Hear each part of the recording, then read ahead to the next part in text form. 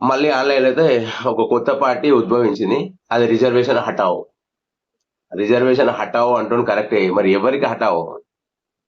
అరే ఆల్రెడీ ఎస్సీలు, ఎస్టీలు, బీసీలు అందరూ కూడా రిజర్వేషన్ పర్పస్ లో జాబులు తీసుకుంటారు, జాబులను పంచుకుంటారు. సరే ఓసీలు అంటే చాలా తక్కువ మంది ఎకనామికల్ బ్యాక్వర్డ్ క్యాస్ట్ తోని కొంత తక్కువ జాబులు తీసుకుంటారు వాళ్ళు. సరే ఇప్పుడు రిజర్వేషన్ హటావో దేనికోసం? సరే ఇప్పుడు రిజర్వేషన్ తీపిద్దాం రా భాయ్. ఇప్పుడు ఎస్సీ వాళ్ళను, ఇప్పుడు ఎస్సీ ఎస్టీ వాళ్ళను వీళ్ళందరినీ తక్కువ చూపు చూస్తారు. వీళ్ళు మీ ఇంట్లోకి వెళ్ళి బువ్వ పెట్టగలవా నువ్వు? పెట్టలేవు. నువ్వు అంత ఏ క్యాస్ట్ రిజర్వేషన్ లేకున్నా కానీ నువ్వు అంత చిన్న చూపే చూస్తావు. ఇది యాక్సెప్టెన్స్ ఎవ్వరు చేయరు. అట్లాంటప్పుడు రిజర్వేషన్ చేసి ఎత్తేసి ఏం చేస్తారు?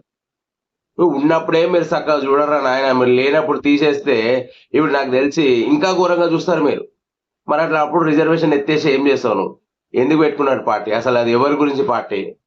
నీ గురించి నువ్వు పెట్టుకుంటే కాదురా బాబు. ఎస్సీ గాని ఎస్టీ గాని కొన్ని లక్షల మంది ఉన్నారు ఇండియా మీద.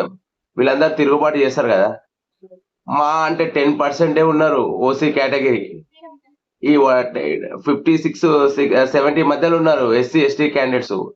మన ఇది ఏడ వెళ్తుంది రా బాబు? నువ్వు పోయి ఇప్పుడు జంతర్ మందర్ దగ్గర ఉద్యమం లేపుతా రిజర్వేషన్ హటావు. ఈ అమ్మ ఉన్నప్పుడే చక్కగా చూస్తలేరు.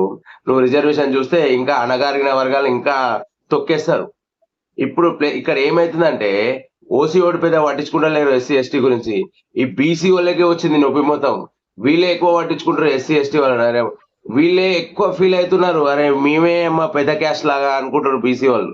మరి ఇక చూడాలి. ఇక ఇట్లా కొన్ని రోజులు పోతే ఎస్సీ ఎస్టీ వాళ్ళు ఇంకా ఘోరంగా చూస్తారేమో నేను అనుకుంటున్నా.